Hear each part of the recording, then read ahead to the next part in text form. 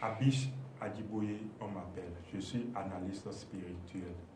C'est toute une joie de vous retrouver à nouveau sur la chaîne Aksharam, la chaîne TV Aksharam. Aujourd'hui, pour la joie du partage, nous allons aborder un thème un peu, je ne dirais pas bizarre, mais spécial.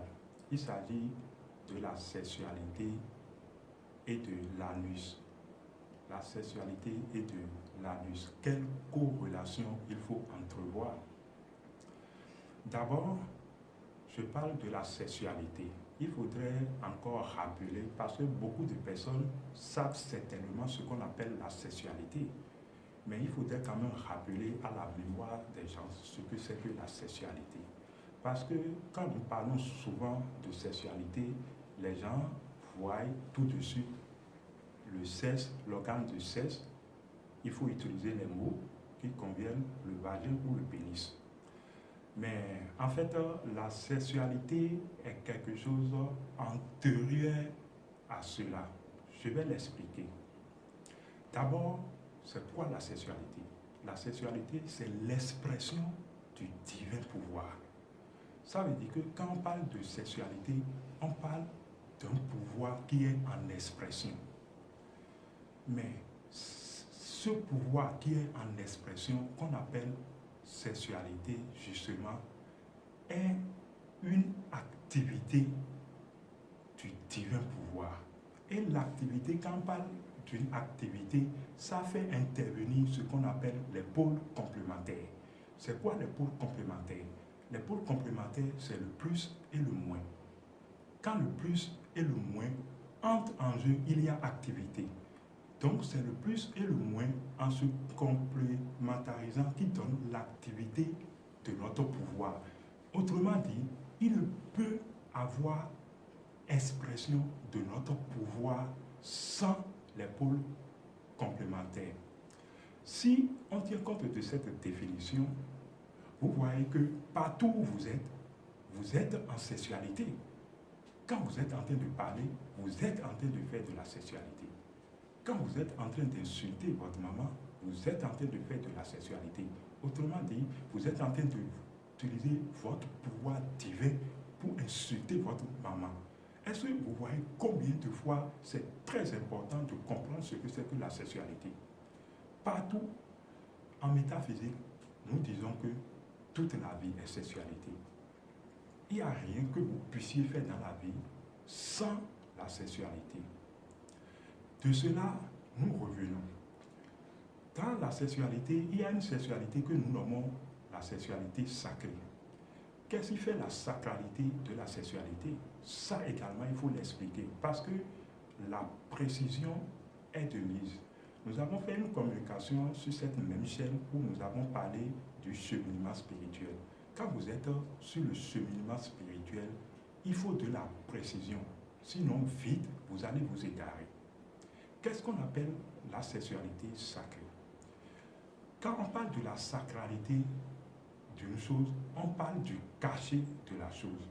Or, quand on parle du cachet, du secret de la chose, on parle du code de la chose.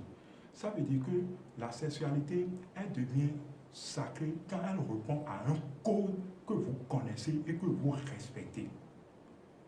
Le code détermine, tout le monde ne connaît pas le code, ni sa valeur, ni sa qualité, ce qui le rend caché. Quand vous pratiquez, alors tenez-vous tranquille. Nous n'allons pas tout de suite énoncer le code ici. Nous allons vous expliquer le schéma. Quand vous pratiquez cette sexualité, à un moment donné, votre corps commence par répondre à cette activité du divin pouvoir. Parce que quand vous exercez une activité, tôt ou tard, les effets de cette activité vont se remarquer sur votre façon d'être. Il n'y a rien à faire. Je me rappelle les soirs qu'un ami me conduisait, il disait que lui, son moyen de déplacement est la moto. Il a tellement conduit la moto que pour alors passer d'une vitesse de la moto à une autre vitesse, vous savez, et souvent au pied, pour les motos qui ont leur vitesse au pied, on fait des mouvements de pied. Il a tellement fait que souvent la nuit, quand il dort, il se retrouve à faire des mouvements de pied pensant qu'il est toujours sur sa moto. Vous voyez, ce que vous faites se reflète tôt ou tard et se cristallise dans votre façon d'être. Donc, la sexualité sacrée, quand vous la pratiquez, tôt ou tard, elle se cristallise dans votre façon d'être.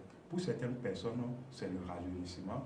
Pour personnes également, c'est le don de la clairaudience, le don de la clairvoyance. Ainsi, il y a un effet certain quand vous pratiquez la sexualité. À un moment donné, ça agit sur les ouvertures du corps. Il y a plusieurs ouvertures du corps. Ces ouvertures qu'on nomme également les orifices. Il y a les deux yeux, les oreilles, la bouche, l'orifice du sexe, l'orifice de l'anus. Autrement dit, c'est des portes d'entrée et de sortie du corps. La sexualité codifiée, qu'on appelle la sexualité sacrée, agit sur ces orifices. L'orifice qui nous intéresse, c'est l'anus. À un moment donné, quand vous pratiquez et vous demeurez dans cette sexualité, vous allez remarquer que votre anus, l'orifice de votre anus va commencer par se rétrécir. En fait, ça va commencer par avoir une sorte de pression. Vous voyez cette pression qui apparaît quand vous vous rabaissez pour soulever un poids. Vous voyez, il y a une pression qui naît depuis l'anus, une concentration, voilà, qui naît depuis l'anus où vous soulevez le poids. Également, cette pression apparaît quand vous voulez crier. Vous voyez, quand vous voulez crier, il y a comme cette pression qui naît au niveau de l'anus. Quand vous demeurez dans la sexualité sacrée, il y a cette pression qui commence par naître. En fait, quand vous prenez l'anus qui est un code du corps, vous voyez, on est en train de parler de la sexualité sacrée qui est une sexualité codifiée. Donc ça vous permet d'agir sur les codes du corps. L'anus qui est un code du corps et qui représente le principe de la faim. Donc ça veut dire que cette sexualité commence par agir sur la faim. La faim d'une chose, la faim F-I-N. Ça commence par agir sur la fin des processus que vous engagez. Or, en métaphysique, nous disons que la manière dont vous commencez une chose, c'est de cette même manière que vous finissez la chose. Si vous êtes en mesure d'agir sur la fin des processus que vous débutez, alors vous êtes également capable d'agir par cette sexualité sur le début du processus que vous avez commencé. Alors cette sexualité vous permet d'agir sur la fin et le début. Parce que si vous pratiquez mal la sexualité, il y aura des processus que vous allez débuter, mais ils n'aboutiront jamais. C'est un peu comme si des processus avortés. Ça n'ira pas à la fin. La sexualité permet, quand elle est bien pratiquée, d'entretenir un processus dont vous débutez et de conduire ce processus jusqu'à la fin. Vous allez sentir même quand vous allez au besoin, vous allez sentir qu'il y a une différence qui naît au niveau de cet organe qui est votre anus.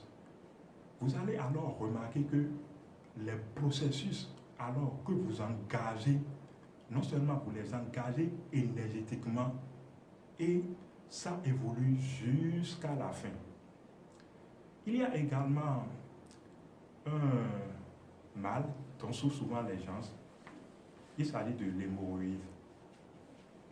Parlant de la sexualité sacrée, je vous assure, si vous demeurez dans la sexualité codifiée, nous venons de voir que la sexualité codifiée agit sur les orifices du corps et que ça agit sur l'anus. Or, l'anus est concerné par l'hémorroïde. Donc, vous aurez la guérison de ce mal nommé hémorroïde. Quand vous demeurez